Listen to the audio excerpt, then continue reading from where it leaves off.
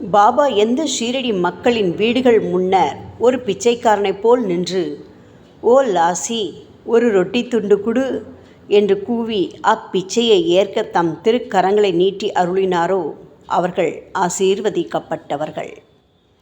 அவர் ஒரு கையில் தகர குவளையும் மற்றொன்றில் ஜோலி என்ற சதுர துண்டும் வைத்திருந்தார்.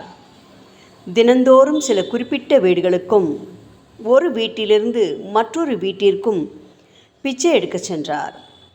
திரவ ஆகாரமான சூப், காய்கறிகள், பால், மோர் முதலியவற்றை தகர குவளையிலும், சோறு, ரொட்டி முதலிய திடப்பொருட்களை துண்டிலும் வாங்கி கொண்டார்.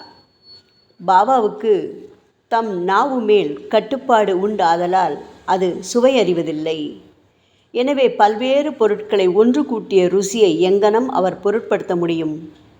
துண்டிலும் தகர குவளையிலும் கொண்டு வரப்பட்ட எல்லா உணவுப் பொருட்களும் ஒன்று கலக்கப்பட்டு பாபாவால் அவர் மனம் நிறைவெய்தும் வண்ணம் பகிர்ந்து உட்கொள்ளப்பட்டது.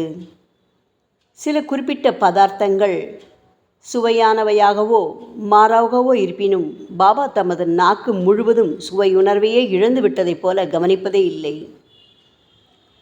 பாபா மதியம் வரை பிச்சை எடுத்தார். ஆனால் பிச்சை எடுப்பது மிகவும் நியதி இல்லாதிருந்தது.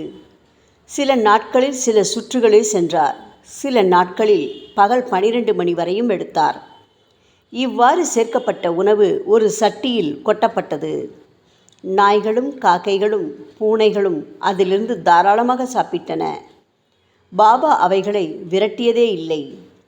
மசூதியை பெருக்கிய பெண்மணி 10 அல்லது 12 ரொட்டி துண்டுகளை தன் வீட்டிற்கு எடுத்துச் சென்றாள். அவள் அங்கனம் செய்வதை யாரும் தடை செய்யவில்லை. கனவில் கூட பூனைகளையும் நாய்களையும் கடுஞ்சொற்களாலோ ஜாடைகளாலோ விரட்டி எறியாத அவர் எங்கனம் ஏழ்மையான திக்கற்ற மக்களுக்கு உணவை மறுக்க இயலும்? அத்தகைய உயர் குணம் உடையவரின் வாழ்க்கை உண்மையிலேயே ஆசிகள் நிரம்ப பெற்றது. ஷீரடி மக்கள் அவரை ஆரம்ப காலத்தில் ஒரு கேன பக்ரியாக கருதினர். இப்பெயராலேயே அவர் அறியப்பட்டார்.